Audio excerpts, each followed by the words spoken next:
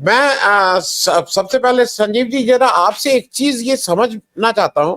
ये बीमा भारती जी में ऐसा, भाई ठीक है, दलित समुदाय से आती हैं, 4 बार की विधायक हैं, बहुत अच्छा है, सब कुछ अच्छा है, लेकिन उनको लेके वो मतलब वहां से वो सिटिंग एमएलए थी, ये भी ठीक है, लेकिन पूर्णिया के समय जिस तरह का दुराग्रह, जो हम दुराग्रह बोल रहे हैं, दुराग्रह तेजस्वी जी ने किया, और अब फिर उनको अगर मान लीजिए लोकसभा लड़ ली थी तो इसको छोड़ देना चाहिए था, लेकिन वो फिर बुरी तरह से हारी है तीसरे नंबर पे। तो ये बीमा भारती एक हरदम, जैसे बोलते हैं ना, इंडिया गठबंधन के किसी भी उसमें एक एक ये थॉर्न इन दी वो रहेगा। ये मामला क्या है? और यहाँ पे जो जीते हैं, मैं इसलिए बोल रहा हूँ कि ये जो इंडिपेंडेंट जीते हैं उनका क्या बैकग्राउंड है और इससे क्या मायने निकाले जा सकते हैं बिहार की इस रुपौली सीट से? संजीव भाई। सर देखिए, राजनीतिक मोरल तो यही कहता है कि बीमा भारती को चुनाव लड़ाया जाना चाहिए था, और वो हुआ। उसकी वजह ये है, चाहे उसका रिजल्ट परिणाम जो भी रहे, कि वो जदयू की विधायक थी और जदयू से और नीतीश कुमार से कन्फ्रंट करके आरजेडी की ओर आई थी लोकसभा चुनाव लड़ने के लिए, और उनके इसी कारण से ये सीट खाली हुई थी। तो राजनीतिक नैतिकता तो यही कहती है, इसी वादे से वो आई थी और वो फिर सीट उनकी थी। तो एक बात तो ये है, इसलिए मुझे ये नहीं लगता, ठीक है जीत हार का अपना प्रसंग है। पूर्णिया की सीट में पप्पू यादव, उसको तेजस्वी यादव ने बहुत प्रेस्टीज का इशू नहीं बनाया होता तो ज्यादा अच्छा था, लेकिन उस वक्त भी चूंकि इसी वादे से आई थी तो वही निर्णय होगा। कई बार राजनीतिक निर्णय गलत भी सिद्ध होते हैं, तो वो हुआ। यहाँ जो ये इलाका है ये लगभग बंगाल से भी से इसका अपना नजदीकी है, और नक्सलवाड़ी मूवमेंट का सीधा सीधा इम्पैक्ट बिहार में जब आता है तो एक रुपौली का भी इलाका है, और ये सब बाहुबली लोग हैं। बीमा भारती के जो पति हैं अवधेश मंडल, तो वो भी बाहुबली हैं, खुद शंकर सिंह बाहुबली हैं। बाहुबली ये एक सेना चलाते हैं। तो इस बार मुझे ये लग रहा है कि जो हुआ, इसीलिए ये इन्होंने निर्दलीय ज्यादा प्रेफर किया चुनाव लड़ना। और ऐसे भी चूंकि गठबंधन में है लोजपा रामविलास, तो वो टिकट तो वहां चुनाव लड़ने का सवाल ही नहीं था इनके लोजपा के, तो इन्हें निर्दलीय आना पड़ा। इससे अब जो पिछड़ा बनाम जो अगड़ा होता है, तो अगड़ा प्रतिनिधि, ये बाहुबलियों का भी अपना एक सेटअप होता है, राजनीतिक समर्थन होता है, तो उसमें ये सीट निकल गई। कई बार ये आपस में टकराए हैं राजनीतिक रूप से भी, और हर बार पलड़ा भारी रहा है अवधेश मंडल और बीमा भारती का। तो इस बार हो गया और शंकर सिंह जीत गए। इसमें इसका एक और निहितार्थ पढ़ा जाना चाहिए, वो ज्यादा जरूरी है। ये तो कई बार बायपॉल में लोकल फैक्टर्स इस तरह से काम करते हैं, जो यहाँ हुआ। वो राजपूत समाज से आते हैं शंकर सिंह, तो उनका अपना ये सब है।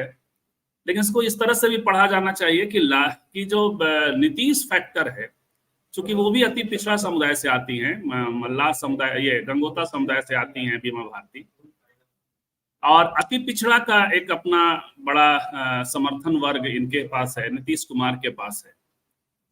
तो ये अति पिछड़ा वर्ग उस इलाके में टकराया आपस में, इसको ऐसे भी देखा जाना चाहिए। और जब बाइपोलर हुआ तो चीजें होती हैं चुनावों में, तो उसमें अति पिछड़ा दलित और पिछड़ा वोट जो है ये दो दलों में बट गया। तो इसको ऐसे पढ़ा जाए कि नीतीश अभी भी अवश्यम भावी बने हुए हैं, यानी लोकसभा से बहुत भिन्न रिजल्ट नहीं है। सीट चाहे जिसके फेवर में चला जाए, लेकिन इसका अर्थ ये होता है कि सामाजिक न्याय का जो अपना स्पेस है, जिसपे नीतीश कुमार हैं और जिसपे लालू प्रसाद हैं अभी भी, यानी जिसपे जेडीयू है और वो आरजेडी है, वो इंटैक्ट है। और मैं इसीलिए बार बार भरता हूं कि काश इस पे कुल्हाड़ी नहीं चला होता तो आज मोदी जी नहीं होते, क्योंकि ये एक ऐसा था कि यहाँ से फिर 5 सीटें निकाल पाना मुश्किल होता यदि नीतीश जी यहाँ होते, और ये पूरा एक साथ एक चंक अलग तरीके से एकजुट हो जाता है। तो वो आपस में, चूंकि वो भी डिवीजन इस तरह से देख सकते हैं, तो न जदयू जीता वहां, न आरजेडी जीता, और वो भी 8, 8.5, 9 हजार के मिनिमम मतलब मार्जिन है ये, तो इससे शंकर सिंह जीत करके आए। कई वजह हैं वहाँ, सामाजिक और राजनीतिक मसले हैं। मैं एक दो चीजें संजय भाई, मैं क्योंकि 2-3 इश्यूज उठ गए हैं, मैं उस पर भी बता दूं। जब लोकतंत्र की बात हो रही है, मेरे पास एक आंकड़ा यह है कि कुल एनडीए और इंडिया गठबंधन को, बाकी तीसरों को छोड़ दीजिए, इनको कुल वोट मिले हैं 55,04,59,450, ये एग्जैक्ट मैं बोल रहा हूं। और उसमें से एनडीए गठबंधन के साथ भी 25 पार्टी हैं, इंडिया गठबंधन के साथ भी 25 पार्टी हैं। ये 25 मतलब उनको इंक्लूडिंग कांग्रेस और वो। एनडीए गठबंधन को कुल वोट मिले हैं 28,27,42,432। इंडिया गठबंधन को मिले हैं 26,77,117,018। फर्क 1.5 करोड़ वोट का है, करीब 3%। अगर दोनों वोटों को कॉमन मान रहे हैं तो 3% का फर्क है। मोदी जी पेश ऐसे कर रहे हैं कि जैसे वो कुछ 90-10 का झगड़ा है। वोट करीब करीब बराबर हैं। 1.5 करोड़ वोट लोकसभा इलेक्शन में ऐसा नहीं होता है कि जो बहुत ऊपर नीचे है। ये मैंने इसलिए उठाया है इस बात को कि आज प्राइम मिनिस्टर को जब महाराष्ट्र जाना है तो ऑफिशियली आ रहा है कि वो कुछ उद्घाटन करने जा रहे हैं। मुझे याद आ गई, जब मैंने नौकरी ज्वाइन की थी, छोटे मोटे कभी काम कुछ होते थे तो मेरा जो बॉस होता था वो कहता था, अरे वो ऑफिशियल बना लो ना। तो मुझे लगता था कि कलकत्ता का ऑफिशियल बना लो, कुछ काम होते तो मैं भी भाई आधा दफ्तर का आधा अपना ऑफिशियल बना लेता था। ये झूठ मैं सार्वजनिक रूप से इसको स्वीकार कर रहा हूं। तो मोदी जी को क्या जरूरत, उनको क्या ऑफिशियल बनाने की जरूरत थी? अरे डंके की चोट पे जाते कि भाई जा रहे हैं। अब जो हेमंत भाई ने कहा वो भी दर्शकों को जरा याद दिला दें कि जब वो फोटो छपी थी जियो वाली, जिसमें मोदी जी के पीठ पे हाथ रख के आशीर्वाद कह लीजिए या पीठ ठोकना कह लीजिए, हम लोग तो पीठ ठोकना बोलते हैं, जब पीठ ठोक रहे थे मुकेश अंबानी, तो उस एडवर्टीजमेंट का शायद जो जुर्माना हुआ था उनके ऊपर, क्योंकि प्राइम मिनिस्टर की फोटो लगाए थे, वो मेरी उसमें 500 रुपए से कम था। या तो वो 50 रुपया था या 100 था, क्योंकि वो जुर्माना 500 रुपया था। ये बात इसलिए कि इन देश के लोगों को ये पता रहना चाहिए। अब मैं एक चीज आपसे, क्योंकि मैं 2-3 चीजों पर प्रश्न पूछ रहा हूं, पीएम को ऑफिशियल टूर बनाने की क्या जरूरत थी, और जो ये संविधान हत्या का मामला है, संविधान हत्या पे भी बताइए। और एक चीज दर्शकों को याद दिला दूं, 77 में इंदिरा गांधी को जब इस देश ने इमरजेंसी लगाने की सजा दी तो 154 सीट दी थी और सजा मिली और वो सत्ता से बेदखल हुई। लेकिन उसके बाद जब 80 में उनको इंदिरा गांधी को वापस ये देश की जनता लाई, और जिसको आप देश की सबसे बड़ी अदालत कहते हैं, तो 353 सीटें दी थी, जो बीजेपी आज तक 353 नहीं ला पाई आज तक। तो सिर्फ कहना ही चाह रहे हैं कि आपकी जनता की अदालत ने उन इंदिरा गांधी को 80 में बरी भी कर दिया। मैं उस लार्जर क्वेश्चन को इसलिए कह रहा हूं क्योंकि संविधान हत्या, ये तो मतलब ये कौन लोग हैं भाई, इनके दिमाग में क्या आता है? और जो उसमें कल अमित शाह ने जो ट्वीट किया उसमें कहा गया है कि ये उन लोगों को जो संविधान का ये कर रहे होंगे उसमें उनको कुछ आदर दे और सम्मान करेंगे, उसमें केवल इंडिया गठबंधन के लोग दिखाई देंगे। उसमें जब अगर आप ईमानदारी से आदर और सम्मान करेंगे तो उसमें केवल इंडिया गठबंधन के लोग वो करेंगे। और एक काम गलत ये हो गया है, मैं दर्शकों को एक जानकारी और दे दूं। जैसे वीर सावरकर को हम सब लोग जब बड़े हो रहे थे तो हम लोग वीर सावरकर, हमारे लिए सावरकर वाज अ आइडियल। वो एक वो थे जो जिन्होंने लड़के इस देश के लिए किया था। लेकिन वो सावरकर की जो गद बना दी है इन्होंने सावरकर की, वो भाई भगवान मालिक है। उसी तरह से अटल बिहारी वाजपेयी का आप सब जगह आने लगा कि 21 महीने में तो 20 महीने पैरोल पे रहे, माफी मांग के बाहर थे। कोई कहता है कि अपॉलजी लेटर थे। एक अच्छा खासा आदमी जिसको हम लोग बड़ा खुश होते थे कि अटल जी बड़े अच्छे आदमी, कवि आदमी, उनकी भी पोल पट्टी खुलने लगी है। तो मेरा इन सारी चीजों पे दो एक आप एक संक्षेप में पीएम का ऑफिशियल टूर और संविधान हत्या। संजीव भाई, मुझे बात करनी है। हाँ संजीव भाई, बिहार की धरती के अलावा और कौन ये कह पाएगा? ये तो आप जी। लेकिन मेरे पास ये वाली सूचना नहीं है सर, वो जरा कंफर्म करिएगा कि वो जो जा रहे हैं ऑफिशियल टूर पे, वो फिर शादी वो मैं भी आपको भेज दे रहा हूँ। वो शादी समारोह में जा रहे हैं क्या? नहीं, वो जा रहे हैं ऑफिशियली, वो जा रहे हैं उद्घाटन करने। कुछ योजनाएं हैं, परियोजनाएं, उनका उद्घाटन करने। ऑफिशियली ये नहीं दिखाया जा रहा है कि वो उसमें जा रहे हैं, ऑफिशियली नहीं दिखाया जा रहा है, लेकिन जा तो उसी में रहे हैं। अच्छा, जाएंगे मतलब शादी अटेंड करेंगे वो? बिल्कुल बिल्कुल। अरे आपको इसमें कोई डाउट लगता है क्या? नहीं, कल तक ये बात चल रही थी कि चूंकि राहुल गांधी नहीं जा रहे हैं इसलिए मोदी भी इग्नोर कर रहे हैं और नहीं जा रहे हैं। अंबानी इनको छोड़ेगा? आपको लगता है मुकेश अंबानी कहेंगे कि नहीं आप मत आइए?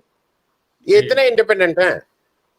बल्कि आपने कहा ही कि वो तो एक प्रदर्शन भी है कि वो बता रहे हैं कि मैं देखता हूं कि किसकी हिम्मत है कि वो नहीं आता जी। और ये देखिए सर, ये बेसिकली मुझे तो ये लगता है कि ये सच में, और सबको ही लग रहा है कि काफी भोंडा प्रदर्शन है। आंकड़ों से ही कह दिया गया कि लिखा जा रहा है, कहा जा रहा है कि यदि आप 5,000 करोड़ रुपए खर्च कर रहे हैं तो वो खर्च आपने सादगी, मुझे पता नहीं ये भारत ही अपने आप में इसका अपना मिजाज क्या है, ये बात समझ में नहीं आती। फिलोसफिकली सादगी का प्रशंसक है और तमाम तरह का जो लग्जरियस जो प्रदर्शन होते हैं वो यहाँ के जो हुक्मरान होते हैं या जो आर्थिक रूप से संपन्न लोग हैं, इनकी फितरत में रही अब तक।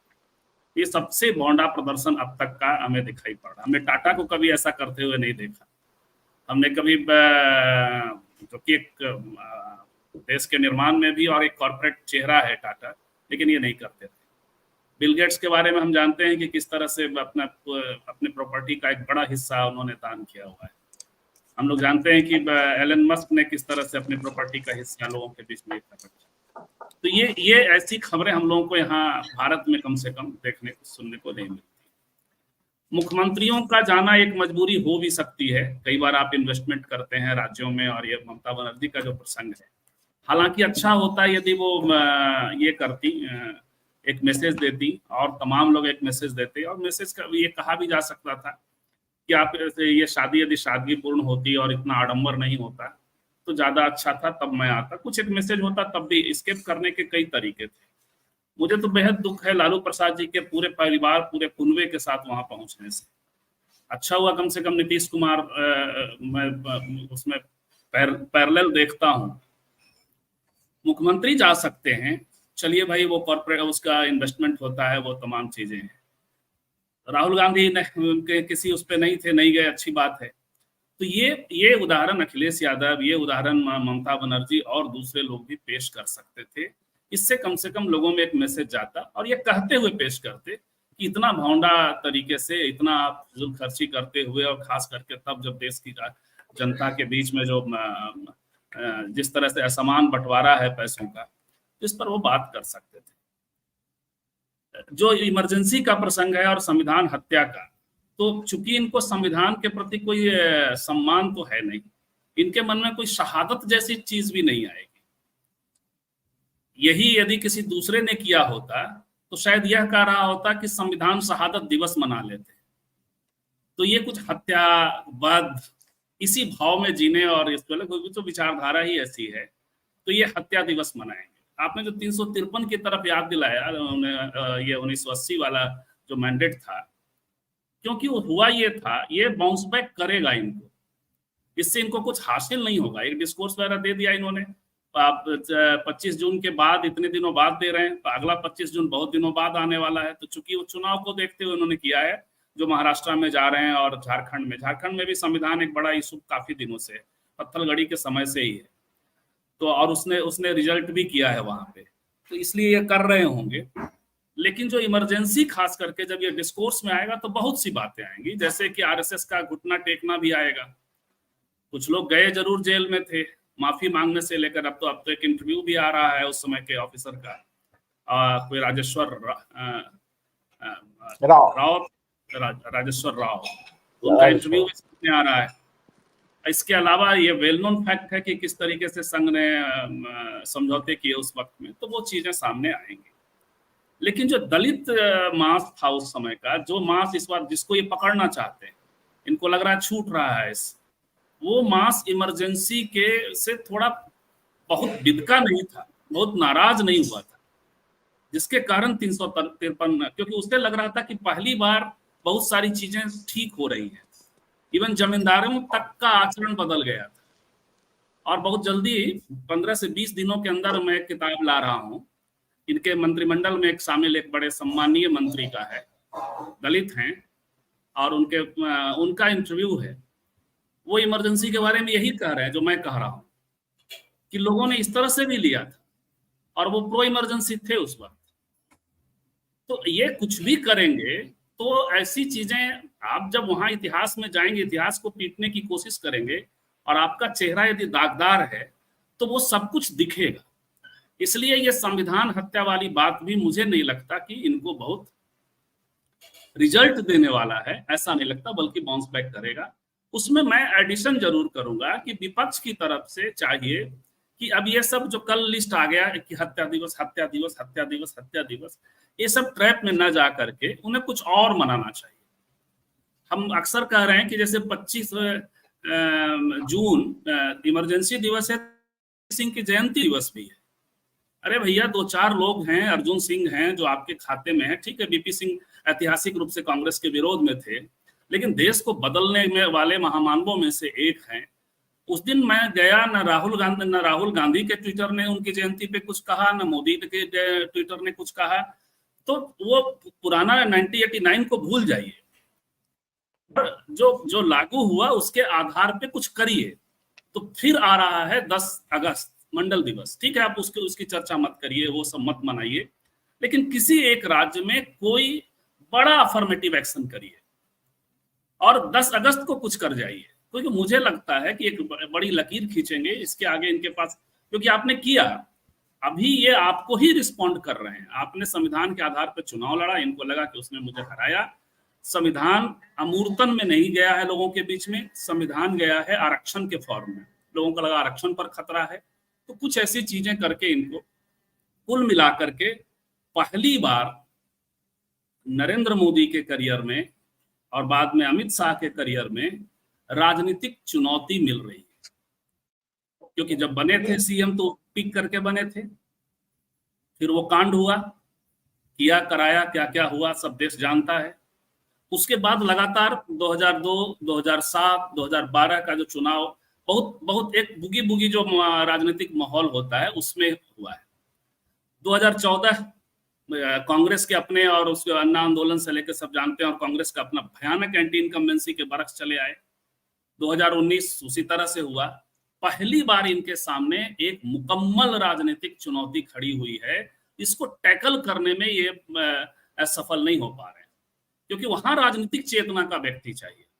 और अब जब राहुल गांधी उत्साह में है, 90 वापसी की तरफ कांग्रेस दिख रही है, 10 सालों तक आप कल्पना करिए, 42 सीट, 52 सीट, 54 सीट, अब आगे बढ़ती हुई दिख रही है। तो उत्साह क्या होगा आगे अलग बात है।